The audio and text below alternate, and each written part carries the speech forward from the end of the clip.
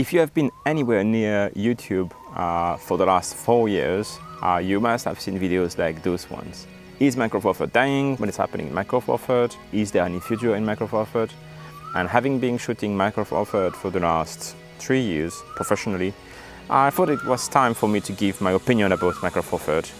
And I didn't find a better place to do that than next to the ocean in 37-degree humid.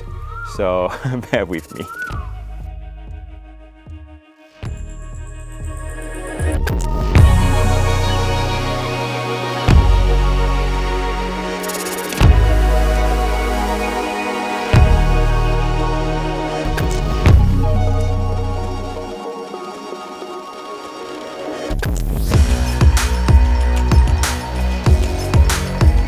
What is Micro Four Thirds? Micro Four Thirds is simply a camera system or a sensor size that is smaller than APS-C, and this is actually the system I've been using for all my video and photo productions for the last years.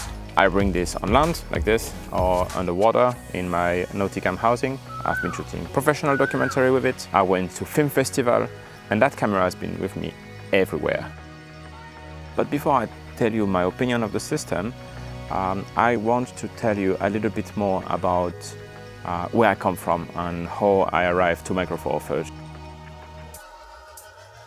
I started my career as a photographer, as an event and wedding photographer, and for those I used the Canon series, the 1D. Love using them, but it was just a bit too big, and I wanted to have another system, something a bit smaller. So I did what everybody did at the time, and I switched to Sony. I switched to the A6300. Paired with the Seafrog housing, I did a review somewhere. I'm gonna link it here. You can see how it looks like. And for photography, it was perfect. But my objective was to do video.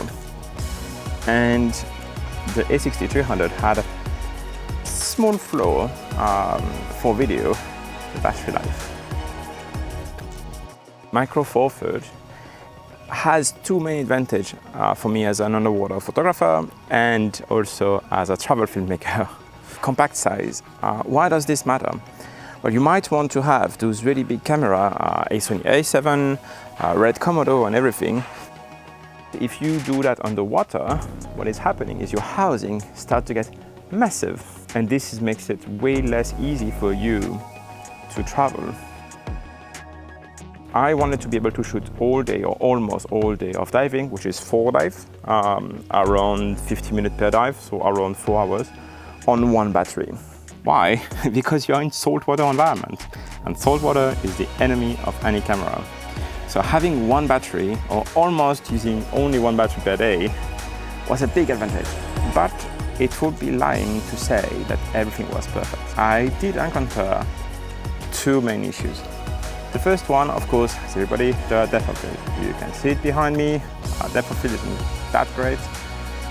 If you want to have this shallow depth of field, you have to work with the camera to find the perfect area for you. I mean, right now I'm shooting at f2.8 on my 8-18, which is my widest lens that I use for all of those talking heads with you. And you can see behind, it's a little bit out of focus, but just a little bit. So yeah, so that was the one first thing. The second is I found my Lumix GH5 to be a little bit unreliable.